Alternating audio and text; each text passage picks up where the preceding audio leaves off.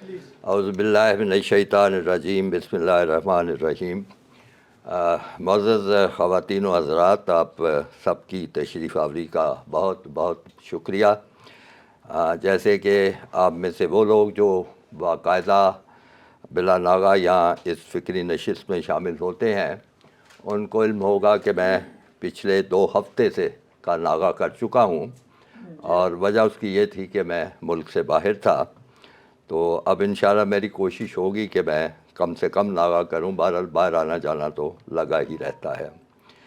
امجد صدیقی صاحب کی آپ نے گفتگو سنی، انہوں نے آپ کو جو آئندہ کے لیے جو باتیں ہیں وہ تمام کی تمام کی، لیکن جب وہ بار بار تاکید آپ کو کر رہے تھے کہ اللہ کا شکر ادا کریں، اور یہی ان کی زندگی کا ایک بڑی بات ہے، اللہ کا شکر ادا کریں، تو میں اس وقت ان کی کتاب کی کچھ ورق گردانی کر رہا تھا، اور میں یہ دیکھ رہا تھا کہ جو شخص یہ کہہ رہا ہے کہ اللہ کا شکر ادا کریں، وہ کن کن کیفیات سے خود گزر چکا ہے۔ یقین مانیں، اگر مجھ پہ ایسی بات آئے، ایسا معاملہ بیتے، آپ میں سے آئے، تو میرا خیال ہے کہ ہم تو پتہ نہیں کہاں سے کہاں جا پہنچے، اور شکر کرنا خود بھی بھول جائیں اور دوسروں کو بھی تلقین نہ کر سکیں۔ تو اس لیے میں چاہتا ہوں، چونکہ انہوں نے اپنے بارے میں بہت کم گفتگو کی ہے، اپنے اس حادثے کے بارے میں، ان کیفیات کے بارے میں جن میں سے وہ گزرے ہیں، تو میں اس میں سے چند تھوڑے اقتباسات ان کی کتاب کے آپ کی خدمت میں پیش کرنا چاہتا ہوں۔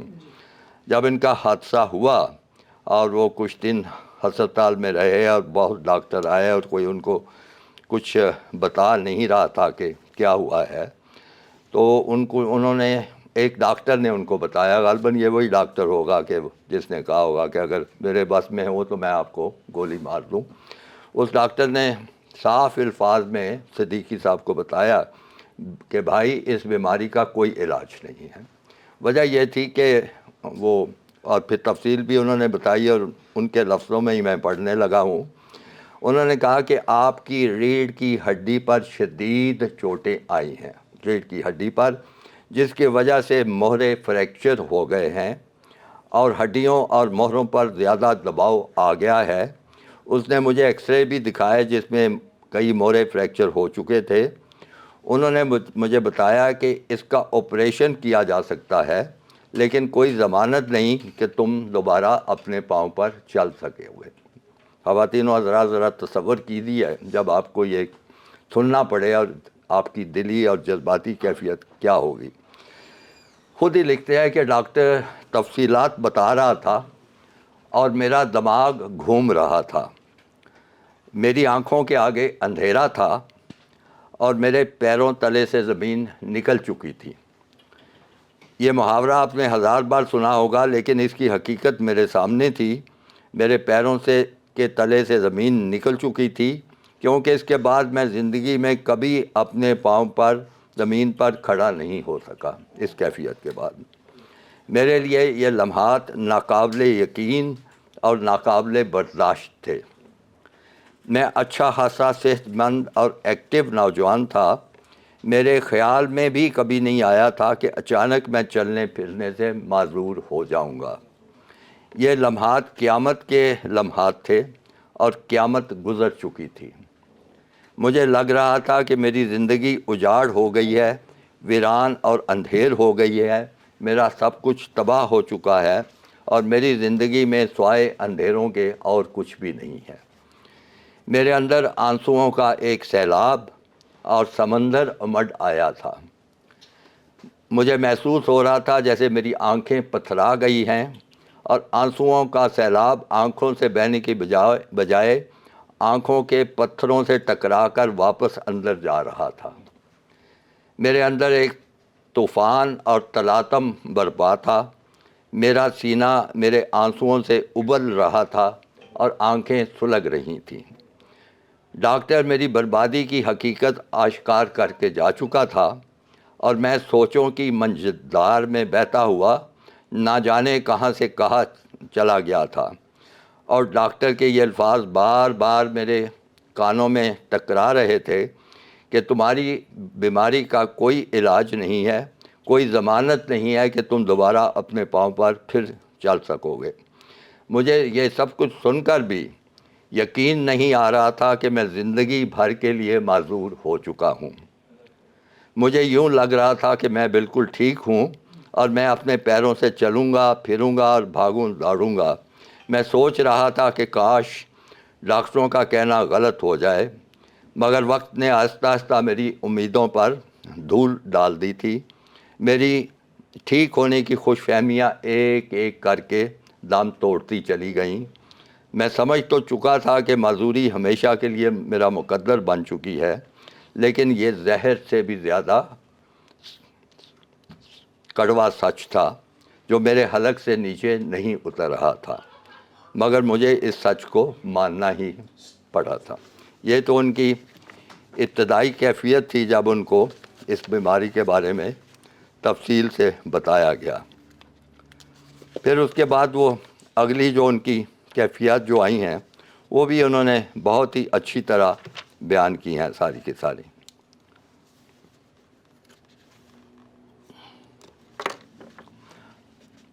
آخر میں وہ اپنی اب جو زندگی کے ان کو مسائل درپیش آ رہے تھے وہ آگے جا کے کتاب میں لکھتے ہیں کہ اب یہ سارا معاملہ ہو گیا، وہ ہو گیا، کرسی میں آ گئے، چلنا پھرنا ختم ہو گیا، نوکریوں کے مسائل پیدا ہو گئے، تو اب ان کو ایک گھر کی تلاش تھی کہ جہاں پہ وہ رہ سکیں کسی طرح۔ لکھتے ہیں کہ انہوں نے اپنے دوست کے ساتھ بات کی اور اس کو کچھ پیسے بھی دیے کہ ان کے لیے کسی کرائے کے گھر کا بندوبست کر دے۔ تو وہ کہتے ہیں کہ اس وقت میری سوچ یہ تھی کہ اب میرے پاس دو ہی راستے تھے، یا تو وقت سے پہلے جو گھر وہ جس میں رہے تھے چھوڑ دوں، یا پھر معذوری کے آگے ہتھیار پھینک دوں اور خود کو بے بس اور لاچار سمجھ کر ذلت کی زندگی کی بجائے موت کو گلے لگا لوں۔ وہ دوست جس کو کہا تھا اس نے گھر کا کوئی بندوبست نہیں کیا، بلکہ پتہ نہیں کیسا دوست تھا کہ وہ پیسے بھی ان کے کھا گیا۔ کہتے ہیں مجھے اپنے دوست پر بہت غصہ آ رہا تھا، میں اس کو سب کچھ بتا چکا تھا، مگر وہ شاید حالات کی نزاکت کو نہیں سمجھ رہا تھا اور اسے ہلکا لے رہا تھا۔ میں اب اس سے مزید بات کر کے وقت ضائع نہیں کرنا چاہتا تھا، اگرچہ میں اندر سے ٹوٹ پھوٹ چکا تھا، میرا جسم نڈھال تھا، میں بظاہر ایک بے جان لاشا بن چکا تھا۔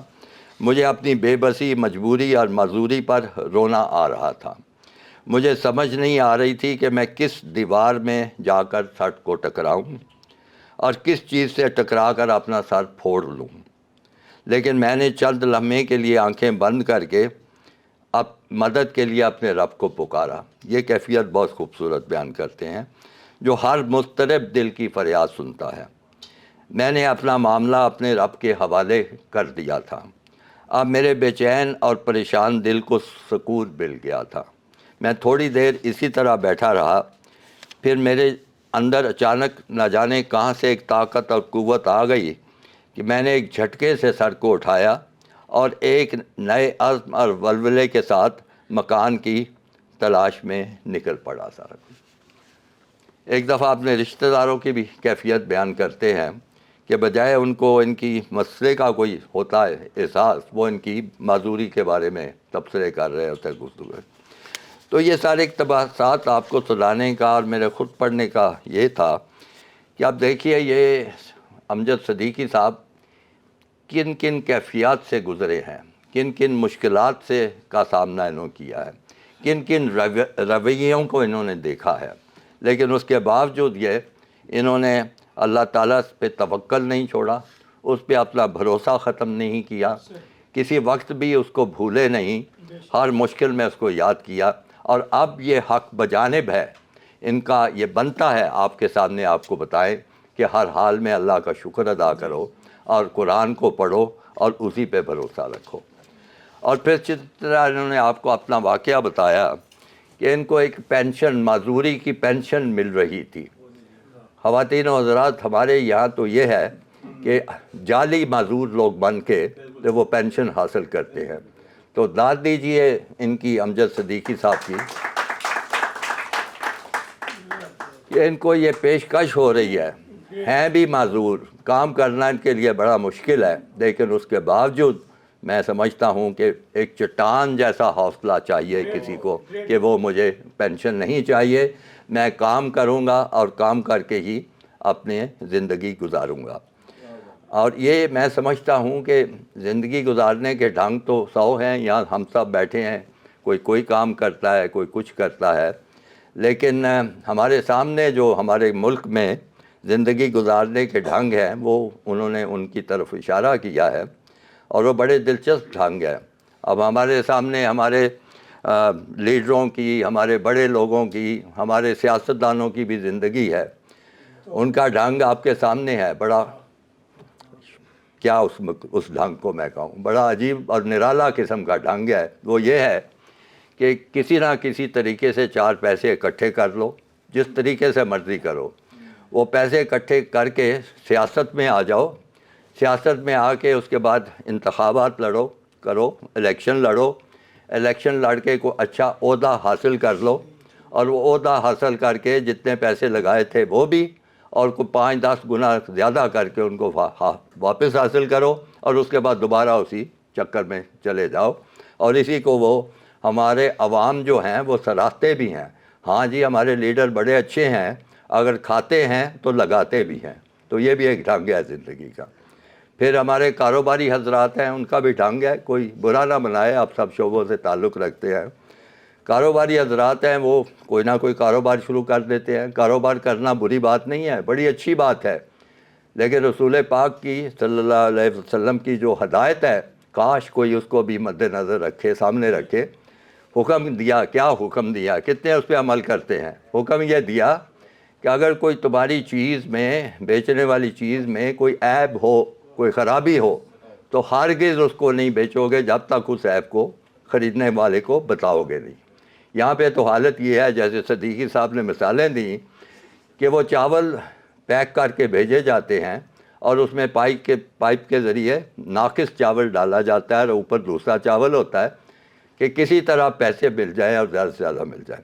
وہ بھی ایک ڈھنگ ہے، ہر وقت ہو رہا ہے، ناقص چیزیں بیچ رہے ہیں، جعل سازی کر رہے ہیں، ملاوٹ کر رہے ہیں، کم تولنے پہ اتنی سخت سزا ہے، لیکن کر رہے ہیں۔ ہم ان کو، جس کے پاس جتنا پیسہ ہوتا ہے اس کو ہم سراہتے ہیں، اس کو ہم سر آنکھوں پہ بٹھاتے ہیں۔ بہت بدقسمتی کا یہ دور ہے کہ جس میں پیسے والے کی عزت ہے، دیانتداری کی عزت نہیں ہے، کردار کی عزت نہیں ہے، اچھائی کی عزت نہیں ہے، ایمان کی عزت نہیں ہے، پیسے والے کی عزت، وہ بھی ایک ڈھنگ ہے۔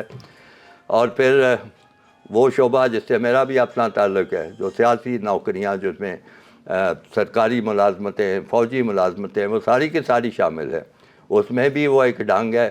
آ جاؤ کسی اچھی ملازمت پہ، اس پہ اب کچھ نہ کرو۔ وہ بڑا ایک مشہور فقرہ آپ نے سنا ہوگا، کسی سے پوچھا گیا سرکاری افسر یا ملازم سے کہ تم کوئی کام کیوں نہیں کرتے؟ اس نے کہا کہ میں کوئی جو ہے وہ کام نہ کرنے کی تنخواہ لیتا ہوں، یعنی اگر آپ کا خیال ہے کہ مجھے کام کرنے کی تنخواہ ملتی ہے تو میں تنخواہ لیتا ہوں کام نہ کرنے کی، اور باقی اگر کچھ آپ نے کروانا ہے تو اس کے لیے آپ کو اضافی دینا پڑے گا پیسہ، جس کو آپ اوپر والی آمدنی کہتے ہیں۔ تو وہ بھی ایک ڈھنگ ہے، وہ بھی ایک طریقہ ہے زندگی گزارنے کا۔ میں اس پہ، چونکہ نماز کا وقت ہو رہا ہے، اب گفتگو کو میں سمیٹنے کی کوشش کرتا ہوں، اور یہ سارے ڈھنگ آپ اپنے ذہن میں لے آئیں۔ اور ایک ڈھنگ جو ہے وہ امجد صدیقی صاحب نے آپ کو بتایا ہے، وہ ڈھنگ ہے اللہ پہ توکل کرنے کا، محنت کرنے کا، دیانتداری سے کام کرنے کا، بے ایمانی نہ کرنے کا۔ وہ ڈھنگ انہوں نے آپ کو بتایا ہے۔ اب آپ کی ثواب دید ہے، آپ کی سوچ ہے کہ آپ کون سا ڈھنگ اختیار کرتے ہیں۔ میں سمجھتا ہوں کہ اس سے زیادہ بہتر کوئی ڈھنگ ہو نہیں سکتا۔ بہت شکریہ خواتین اور حضرات۔